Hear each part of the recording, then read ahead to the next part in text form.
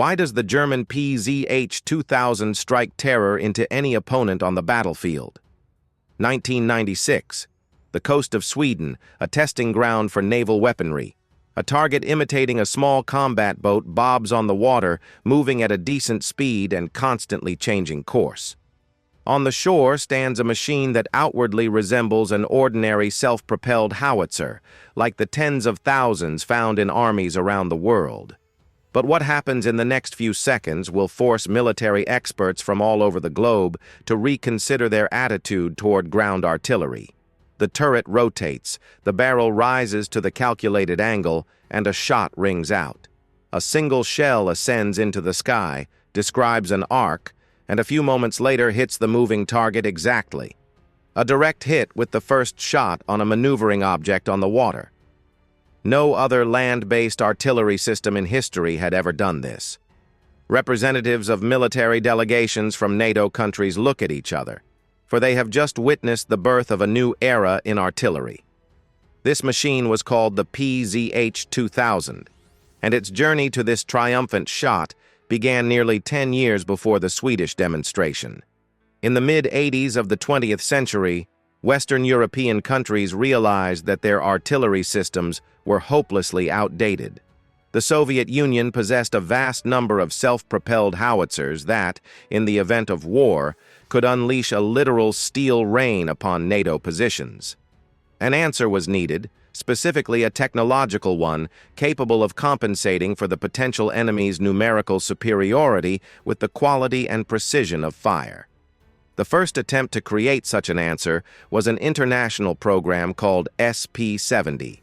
Germany, Great Britain, and Italy joined forces to develop a unified self-propelled howitzer for all three armies. The idea seemed brilliant: share the costs, unify production, and create a machine that would become the standard for European allies. But reality turned out to be much harsher than the paper plans. Each country pulled the blanket to its own side. Requirements constantly changed, budgets ballooned, and deadlines were missed one after another. By the mid-80s, it became obvious that the SP-70 program had failed completely and irrevocably. Millions of marks, pounds, and lire were wasted, and the new howitzers were nowhere to be found. German military engineers learned an important lesson from this failure. If you want to make something truly revolutionary, do not try to please everyone at once.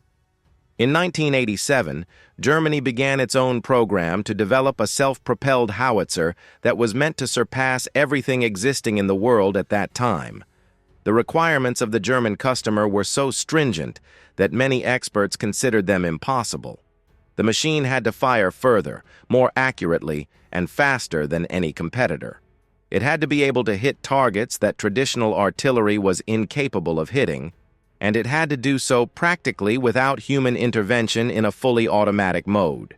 The development was entrusted to the Krauss-Maffei-Wegmann concern, which was already famous for creating the Leopard 2 tank, considered one of the best in the world. Engineers took a proven tank chassis as a basis and began creating something fundamentally new on it. The main highlight of the project was a fully automated loading system. In traditional howitzers, the crew manually loads shells, sets fuses, and selects the charge. This is heavy physical labor that limits the rate of fire and exhausts the crew. The Germans decided to entrust all this work to automation. It took 6 years to turn ambitious requirements into a working prototype. In 1993, the first experimental model of the PzH 2000 rolled out of the factory gates. The machine looked impressive. A massive turret with a long barrel of 155mm caliber and a powerful chassis capable of carrying almost 60 tons of weight.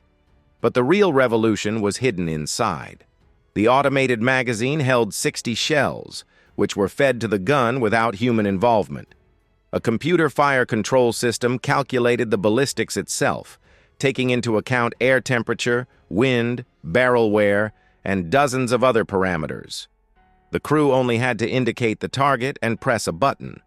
Early tests showed that the machine was capable of delivering up to 10 shots per minute.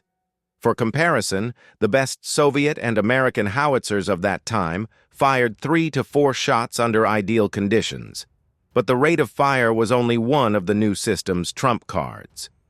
German engineers implemented a technology that seemed like science fiction: the possibility of simultaneously hitting a target with several shells fired from a single gun.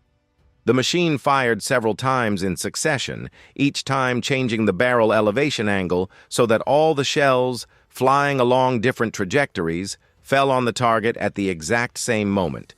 The enemy hears one explosion, then a second, and then 5 or 6 shells crash down on them all at once, leaving no chance to take cover or escape. The Americans at this time were developing their own perspective howitzer called the Crusader.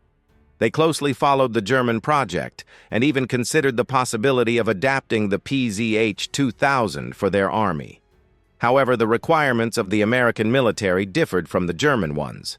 They wanted the crew and the ammunition storage to be in separate compartments divided by armor. This increased the survival rate of the crew if the machine was hit, but required a completely different layout. Representatives of the German concern honestly stated that they could not remake their machine to meet American requirements without a complete redesign of the construction. The paths of the two projects diverged, and each country went its own way. By 1996, the PzH 2000 was ready for mass production. Initially, the German army planned to order 1,254 machines to fully re-equip its artillery units. But the Cold War ended, the Soviet Union collapsed, and the threat of a large-scale conflict in Europe receded. Military budgets were cut to the bone, and the contract shrank to a modest 185 units. Many believed the project was buried before it could truly unfold, but it was at this moment that the demonstration in Sweden took place, which changed everything and showed the world what this machine was capable of. After the success on the Swedish range, German gunsmiths decided to consolidate the triumph with another impressive demonstration. In 1997, they invited military delegations to new trials where they showed a technology many considered theoretically impossible. The howitzer produced a series of shots at intervals of several seconds, and all the shells, fired along different trajectories, rained down on the training target simultaneously. This technology was named MRSI, which stands for Multiple Round Simultaneous Impact. Its essence was that the onboard computer calculated a unique trajectory for each shot, taking into account the shell's flight time. The first shell left on a high arc and flew the longest. The second was fired at a smaller angle and caught up with the first in the air. The third flew even lower and faster. As a result, 5 or 6 shells that left the barrel several seconds apart reached the target at the same moment in time. For the enemy, this meant instant death without the possibility of taking cover after the first explosion. In these same trials, the Germans demonstrated another trump card of their machine: the firing range. Standard high-explosive fragmentation shells confidently hit targets at a distance of 30 kilometers. But when active-reactive munitions with a base bleed gas generator were loaded into the barrel, the range grew to 40 kilometers. And when the testers used the South African VLAP rocket-assisted projectile, the howitzer sent it 56 kilometers. Such a range allowed for hitting enemy headquarters, warehouses, and reserves deep in the rear while remaining unreachable by the enemy's retaliatory artillery fire. These demonstrations convinced skeptics that the PzH 2000 was indeed the best self-propelled howitzer in the world. The first country to decide to purchase the German machine was the Netherlands. The Dutch army traditionally focused on high-tech weaponry and spared no expense in re-equipping its artillery units. Other European countries followed, realizing that their outdated howitzers were unable to compete with the new German weapon. Italy, which once participated in the failed SP-70 program, also showed interest in the machine. The Italian military carefully studied the characteristics of the PzH 2000 and admitted that the Germans alone had achieved what 3 countries could not reach through collective effort. Greece, despite its difficult economic situation, also included the German howitzer in its army modernization program. Even distant Australia paid attention to the European development, although it traditionally purchased military equipment from the Americans or the British. Success on the international market was explained not only by outstanding combat characteristics.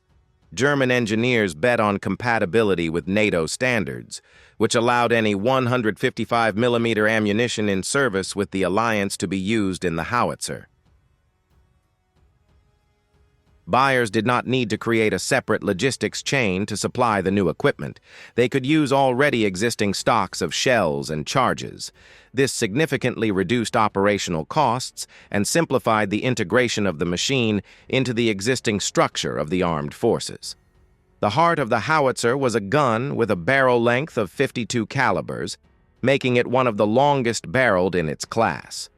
The long barrel provided the shell with a high muzzle velocity and consequently a greater flight range. But the long barrel also created certain problems, primarily related to its wear and vibration during firing. German engineers solved this task with the help of an ingenious stabilization system and automatic aiming correction.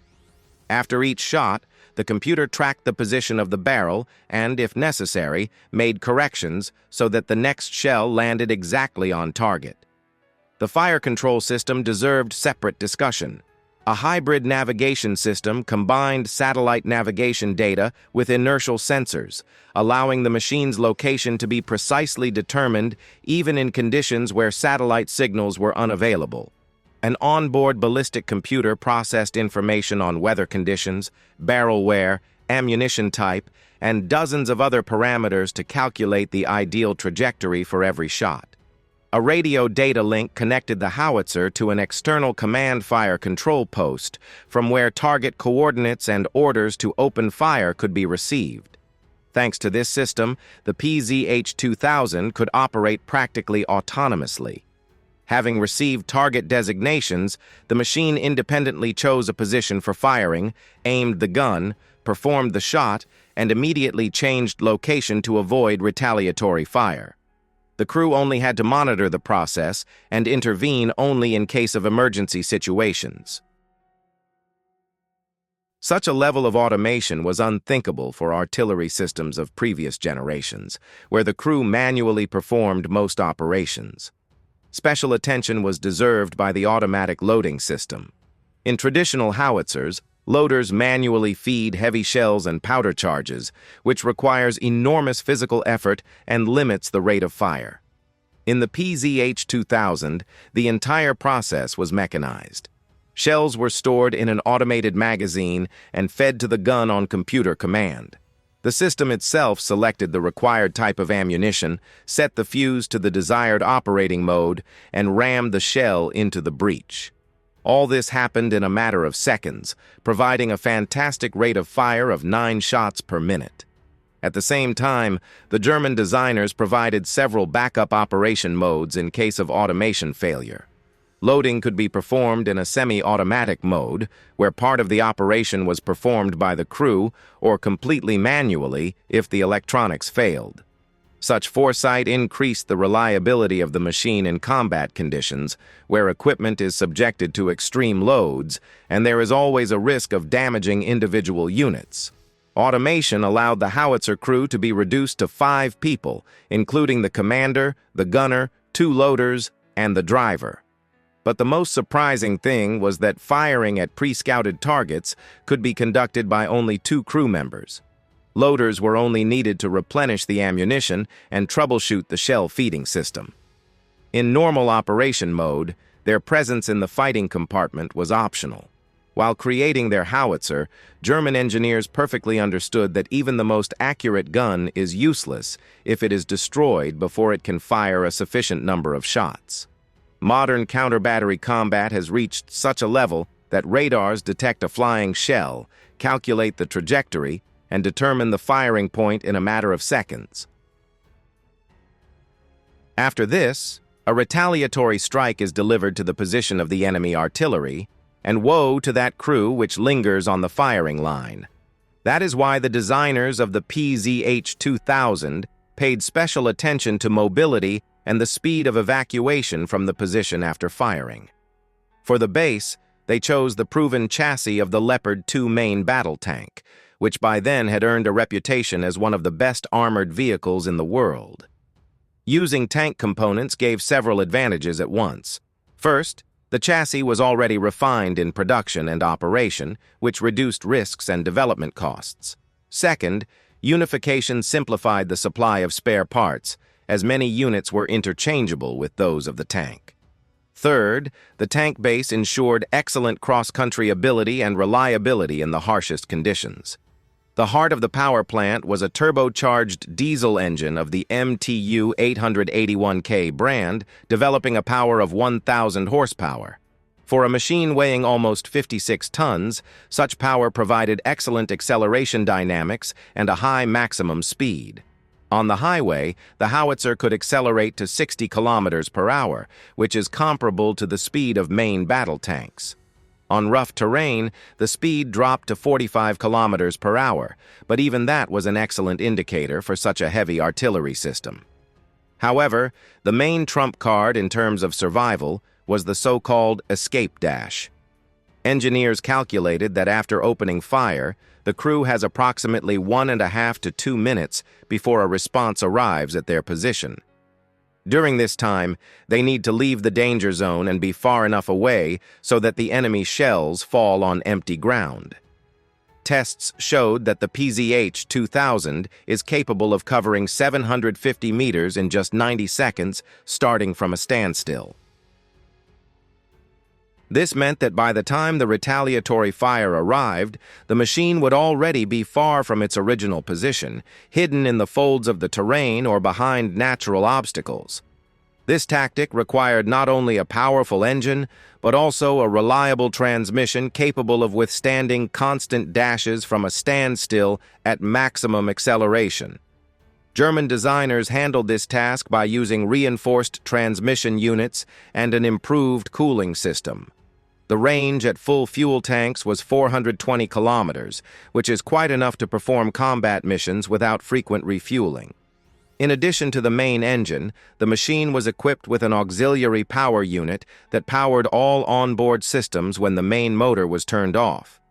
This was critically important for camouflage, as a running tank diesel produces a lot of noise and emits heat that is easy to detect with infrared reconnaissance tools.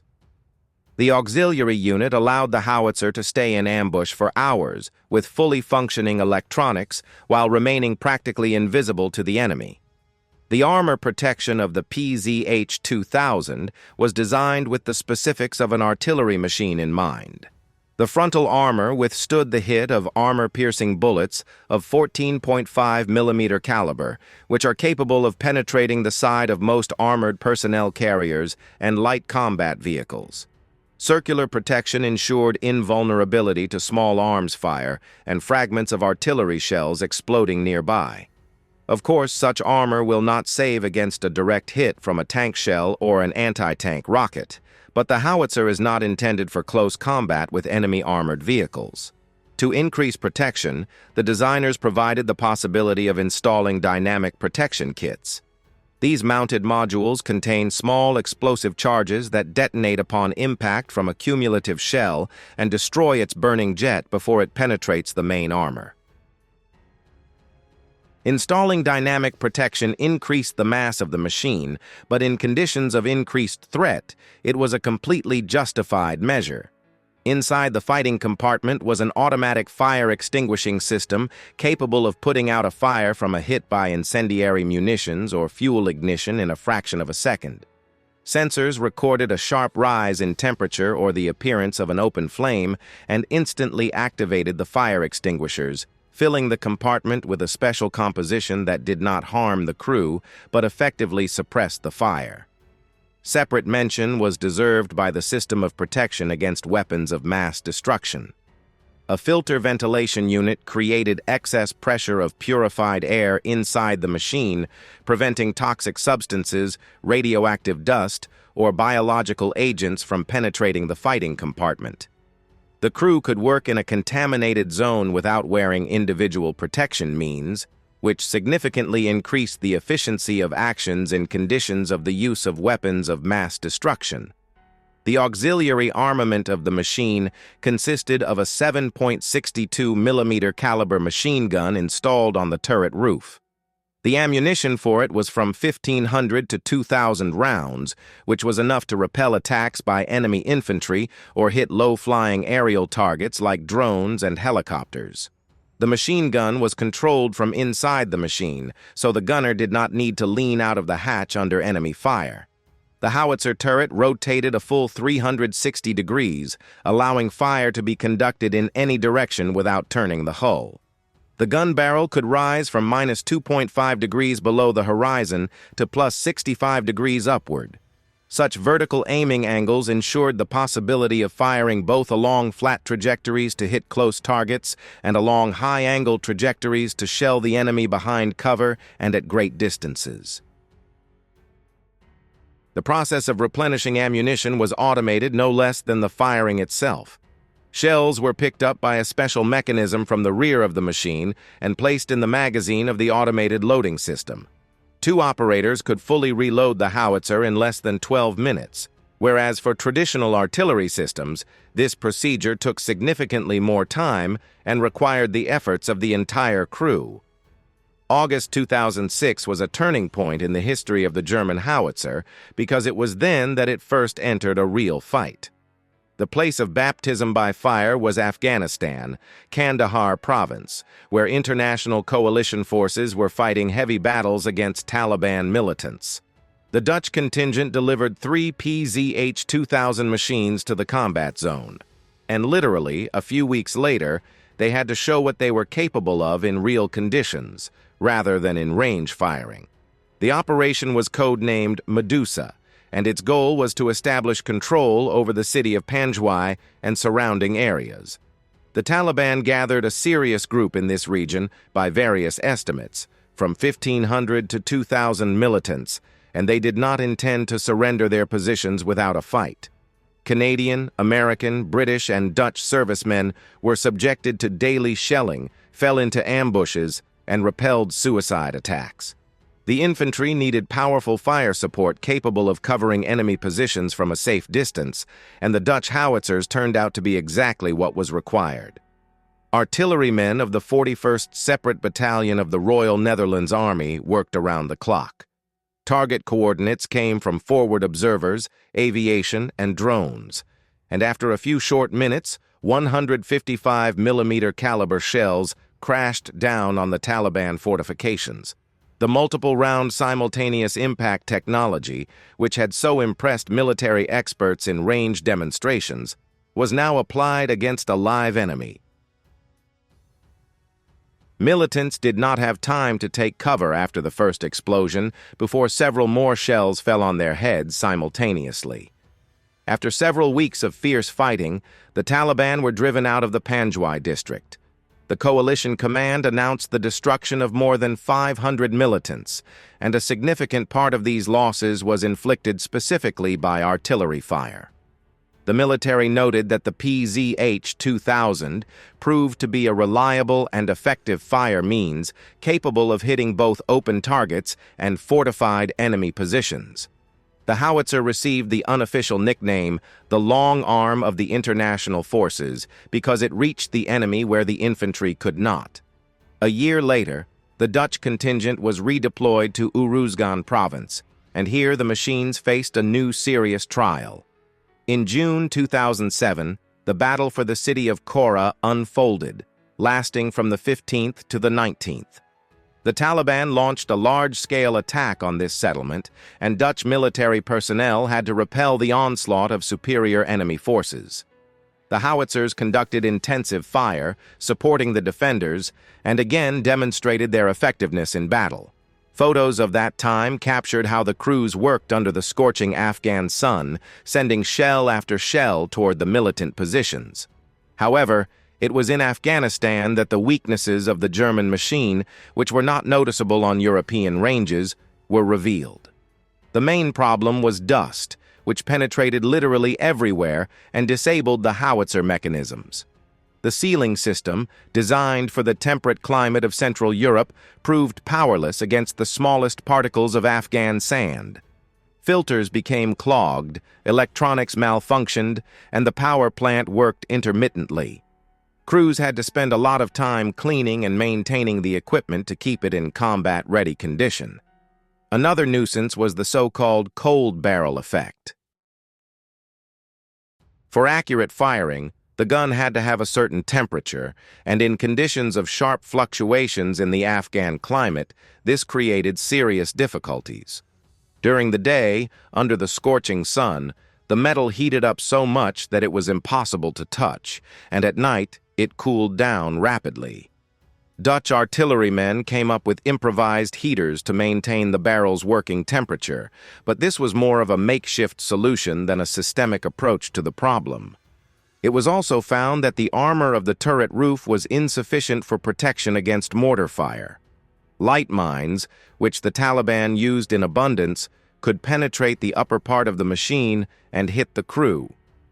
The Dutch were forced to install improvised additional armor made of ordinary steel to somehow protect their artillerymen from fragments and bullets falling from above.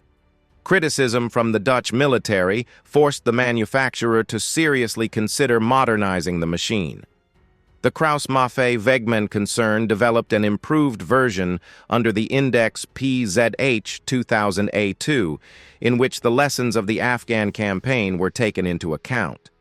The machine received an air conditioning system, reinforced roof armor, a more powerful auxiliary power unit, and improved protection against dust. However, modernization was slow, and by the time the active phase of the operation in Afghanistan ended, very few updated machines had been produced. Germany hesitated for a long time to send its own howitzers into the combat zone. Only in 2010, 4 years after the Dutch, did the Bundeswehr Command send 3 machines from the 345th Training Artillery Regiment to the area of the city of Kunduz. The reason was the so-called Good Friday battle, when German servicemen were subjected to a serious attack by the Taliban. The first combat use of German howitzers took place on July 10th of that same year, when they provided cover for the evacuation of damaged equipment. The Afghan experience clearly showed that even the most advanced equipment needs adaptation to specific operating conditions. Engineers can foresee much, but real war always brings surprises. The German howitzer was created for a hypothetical conflict in Europe, where the climate is relatively mild, roads are good, and the supply of spare parts is not a problem. Encountering the harsh conditions of the Asian theater of military operations, it showed its weaknesses, but simultaneously proved the main thing. In battle, the machine works and performs its task, destroying the enemy. The world record for firing range was set by the PzH 2000 at a range in South Africa, sending a special active-reactive shell of the VLAP system to a distance of 56 kilometers. And in November 2019, a gun with a barrel length of 52 calibers fired nearly 67 kilometers, which became an absolute record for artillery systems of this class.